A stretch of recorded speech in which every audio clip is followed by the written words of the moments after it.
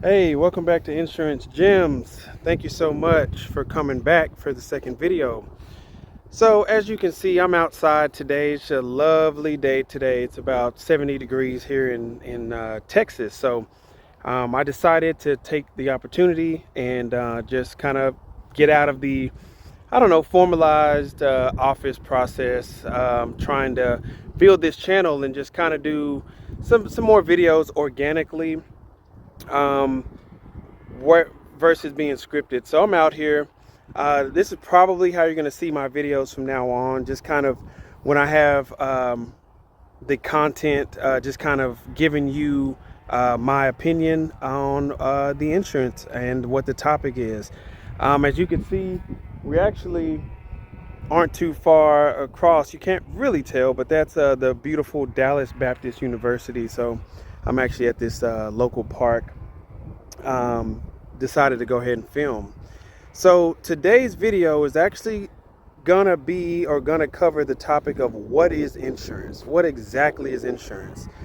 You know, as a consumer, we think that insurance is kind of a blanket of protection um, that we're entitled to somehow. Just because we pay for it, it's supposed to do X, Y, and Z.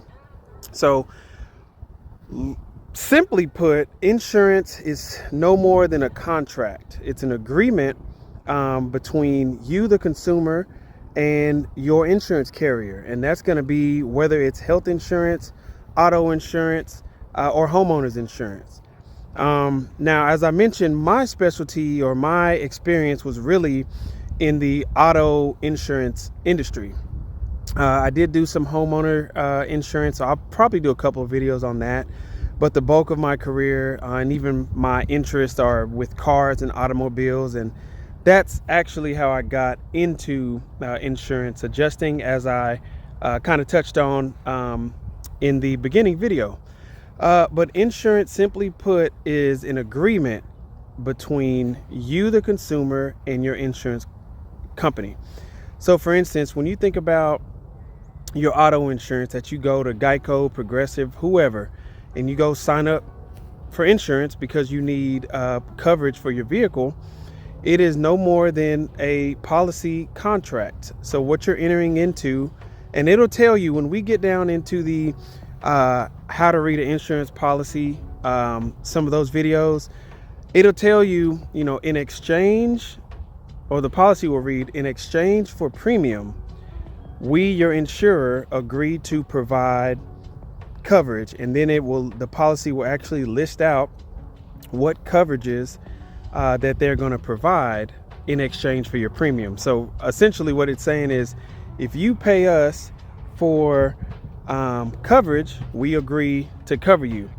But this is why when you have insurance that you don't pay your bill on, they'll cancel your policy for non-renewal because you didn't fulfill your end of the contract. So it is a two-way street. So essentially, who is insurance actually for? You got to really think about that.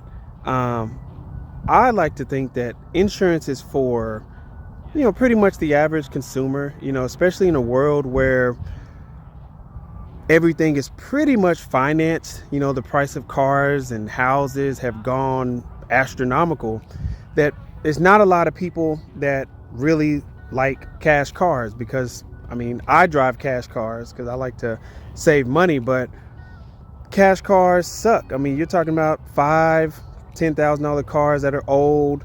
You know, we all like to ride in style and look good and so on and so forth. And what you find is, because the price of things have basically escalated, we as the consumer, no longer have the money necessary to do simple repairs. And if you look at the complexity of automotive repairs these days, they require really skilled auto technician or auto technicians, and it also requires specialized equipment. So, you know, unless you're savvy, you know, it's kind of hard to just be a DIY mechanic these days. But anyways, insurance is for those people who have an asset, which I use that term loosely because I don't believe that financing a vehicle is an asset. I think it could be, but that's a topic for another video. But the person who buys a car who finances a vehicle needs to be able to protect that asset, so to speak, and protect the investment for their lien holder, which is the person that owns the title, which is usually the bank. So I'd like to expand on that a little bit more. Insurance can also be for the super wealthy, because if you're actually smart about it, you might not want to be responsible for a bunch of damages that occurs to an item like a vehicle. Our vehicles are really just items that we purchase to get us from point A to point B. And we park them outside. And guess what happens outside? Really anything. Acts of God can happen, which would be a hail, a fire, something falling down from the sky that can damage the vehicle. And then you have just good old vandalism. There's a lot of catalytic converters getting stolen, a lot of cars getting keyed and scratched, and people hit deers. You have people hitting people, people hitting objects. So if you really want to alleviate some of your financial burden, it's actually smart to have insurance. Now if you're somebody who's ultra wealthy, they might also do what's called being self-insured. And self-insured is just like it sounds. You don't need to pay a premium to a company to insure your vehicle. You have enough money ultimately to remedy your situation. So one good example of that is, I have a $2,000 car. If something happens to it, I can afford to replace that car because it's only $2,000.